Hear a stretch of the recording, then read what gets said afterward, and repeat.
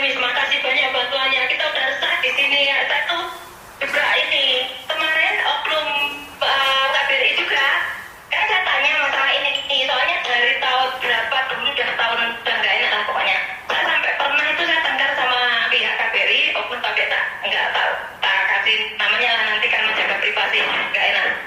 Saya itu sampai tengkar dulu itu karena kami bilang teman-teman di sini nggak ada sama sekali memang nggak mau bantu sampai tanya gitu kan.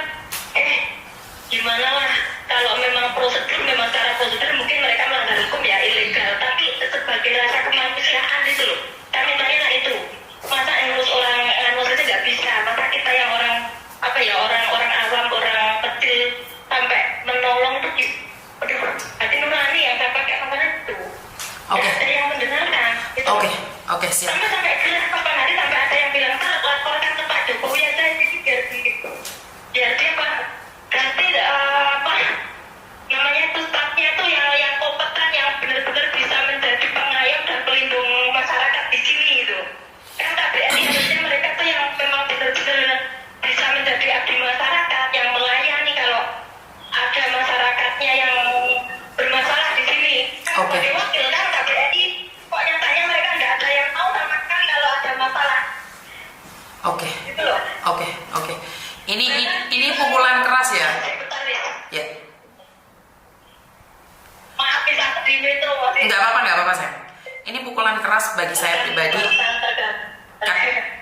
Karena ini berita dari Rusia, Saya itu sampai bilang itu, sering saya itu tengkar dari dulu sama pihak KBRI, saya itu nggak takut. Udah, aku mati-matian di sini bela mereka itu. Dari itu yang mana saya keluar. Itu nggak ada yang dengerin. Siap. Nih kira-kira suara saya akan didengar nggak sih menurut pendapat sampean?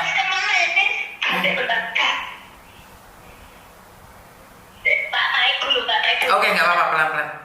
Nah, ini pertanyaan pada diri saya sendiri nih. Kira-kira suara kita ini didengar nggak? Mengapresiasi soalnya kan meringankan pekerjaan oknum KBRI itu.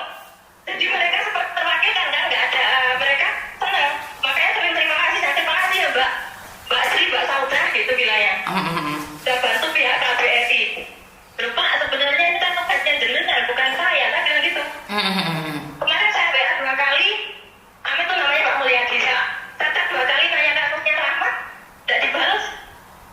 Kan teman-teman ingin tahu kabarnya gimana ya. Ternyata cuma mendampingi itu kemarin tuh, nggak tahu tuh yang memberikan tiket dari mana saya tidak kurang tahu.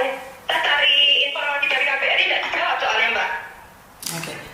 Jadi kan sudah diambil alih oleh negara. Jadi mungkin hanya orang-orang tertentu yang bisa menanyakan pada pemerintah, Mbak. Kita kan orang kecil nih. Kita membantu meringankan bebannya negara, tapi mereka mungkin berpikir bahwa kita itu butuh apresiasi atau butuh penghargaan. Padahal kan kita sebagai masyarakat biasa.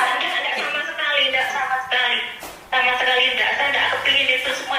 Cuma saya tuh ingin tuh mereka tuh bekerja benar-benar bekerja lah sesuai dulu kan pernah berjanji lah mau bekerja sebelumnya kasih sumpah itu aja laksanakan sesuai tujuannya gitu loh. Siap. Muluk-muluk kita tuh cuma gitu. Siap. Yang kecil cuma digituin aja. Siap nih. Kita harus semakin seru dulu Mas. Waktu kasusnya Visi Faruk itu saya tiap hari mengungkapkannya dan pada akhirnya tertangkap. Dan semoga nih setiap hari kita berbicara tentang Rusia, atensi pemerintah akan tertuju pada Rusia.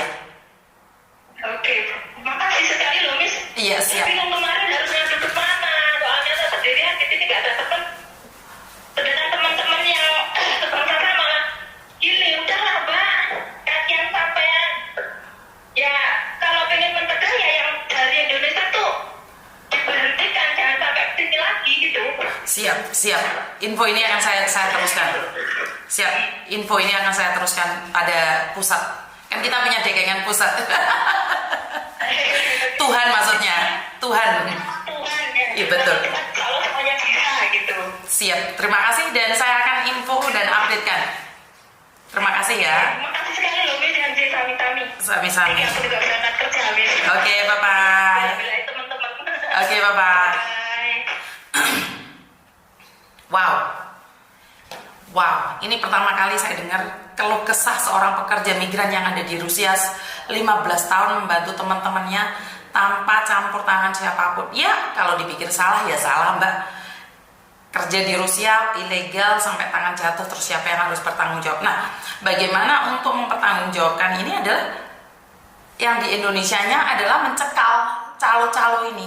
Broker-broker sponsor ini harus dihentikan. Kalau kita tidak memberhentikan dari Indonesianya, nggak bisa. Kita memberhentikan di Rusianya, udah nyampe di Rusia. Apa yang perlu kita lakukan, apa yang bisa kita lakukan adalah memberhentikan yang di Indonesia. Sementara saya dengar voice-nya yang ada di Indonesia, mereka bilang nggak ada siapapun yang bisa menangkap mereka karena mereka punya dekengan orang dalam. Nah, saya dan jenengan itu dekengan orang pusat. Orang pusat bukan dekengan orang pusat, dekengannya pusat. Dekengannya pusat itu Tuhan. Kalau dekengan orang pusat itu masih orang, tapi dekengan pusat itu Tuhan yang mengaturnya.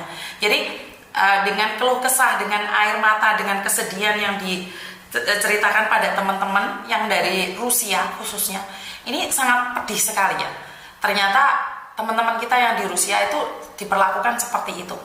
Jadi kita stop calonya, kita stop sponsornya, kita stop brokernya yang menyalurkan tenaga kerja ke luar negeri. Jadi ingat buat teman-teman, sampaikan ini pada tetangga kalian, sampaikan ini pada teman-teman kalian jika kalian tidak menginginkan saudara atau teman kita terjerat kasus di luar negeri.